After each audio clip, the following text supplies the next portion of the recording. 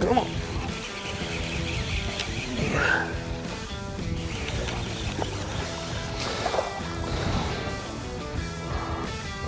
Little guy there. Chowed the poppin' frog in the reeds.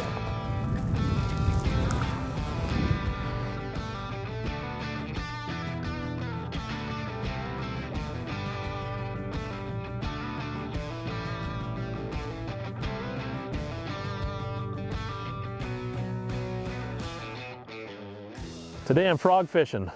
I'm in northern Minnesota, and I've got an overcast day. I'm fishing largemouth in the bulrushes, the reeds, fishing the Reed-Runner Poppin Frog.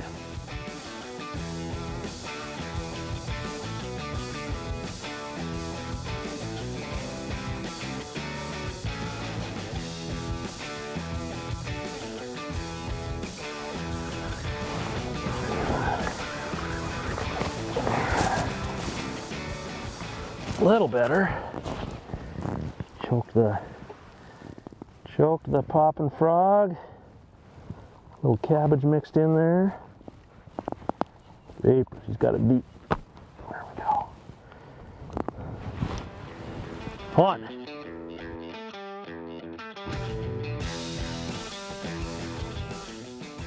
So it's kind of a cloudy day today, and I'm on a lake where there's a lot of shallow emergent vegetation. Basically the whole lake is ringed with lily pads and reeds and junkweed, dollar pads.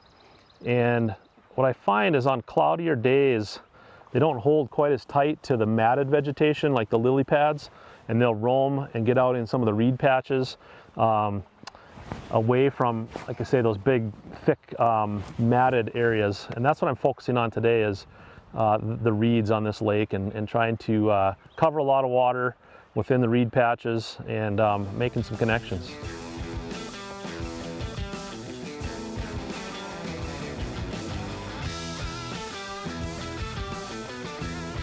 Yeah, this poppin' frog is really working well in the reeds today. A couple things about fishing it. Obviously you need the right equipment. I'm rigged up with a heavy casting rod.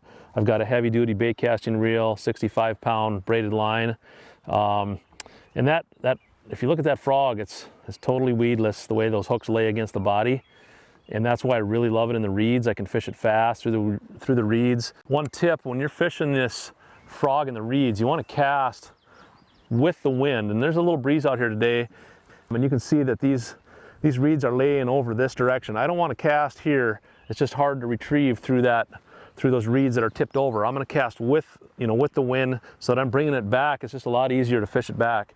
But I basically cast it out, make long casts, and I just pop it back. It's very similar to a hard topwater, popping bait, and it just snakes right through the reeds, never gets hung up.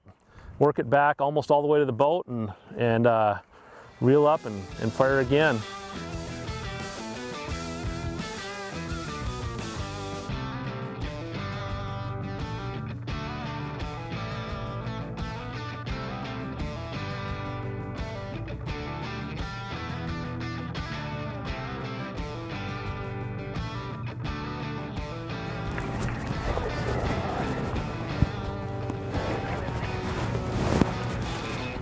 A little better.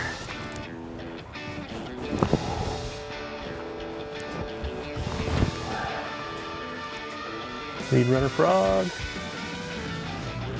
largemouth bass.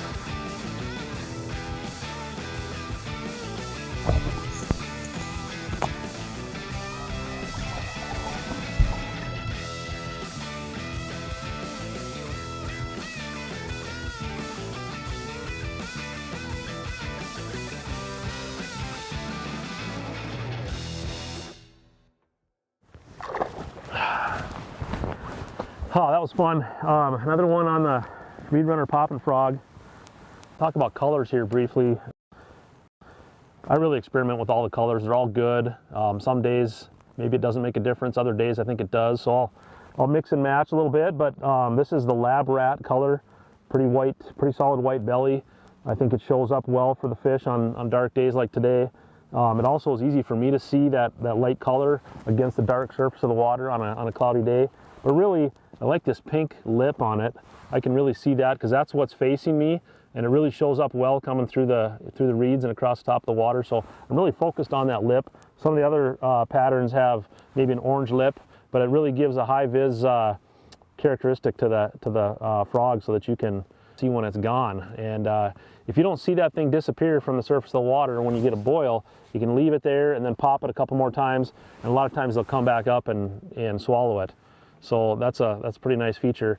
Another thing about frog fishing, when I get a boil and I miss it, a lot of times I don't reach for another rod, you know, and take time to dig out another rod and throw a Texas rig in there or something. I throw the frog right back at him, or if I'm fishing with a buddy and he's fishing with a frog, we try to get a frog back in there as soon as possible, because that fish is in a feeding frenzy, and it might only, you know, be in that frenzy for, you know, a few seconds, but a lot of times when they're really fired up, you can get it right back in there, and you can get them to bite right away. So that's another little tip. Other colors I like the blackbird color. Again, I'm kind of basic. I like the solid colors, I guess. But this is blackbird. Simulates a red-winged blackbird, which, you know, those things are flying around in the reeds and the cane and the cattails. I also like the perch pattern. Is a good one. It's got a little glitter on it, a little flashier. I kind of like that on sunny days. Get some reflection off of that. I also like the painted turtle. And painted turtle has a darker back to it, but it's got a kind of a red belly. Looks like a little baby turtle, and they'll lunch on those too. If you notice, I keep my rod tip down when I'm fishing in the reeds. That just keeps that line close to the water and lets that frog just kind of slither its way through there. It's better than having your rod tip up where that line gets a bow in it and starts getting tangled on the bulrushes here. You know, as far as when you get a bite, one of the reasons that you need this heavy gear is when you get a bite, there's no playing the fish. You've got your rod tip down already. You don't have to give them any time. They're so fast. They've got the bait. You have to set the hook hard. You need to lean back and just keep cranking. I don't have any drag. You know, I have my drag tightened all the way down here. So 65 pound, you're not going to break that off.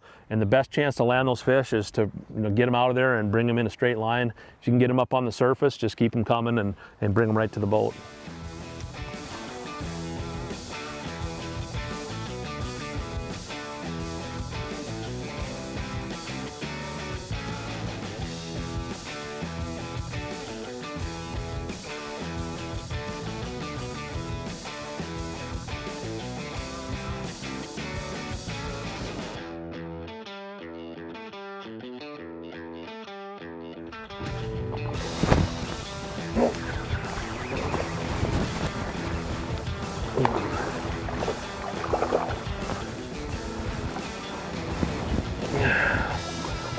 Come here, girl.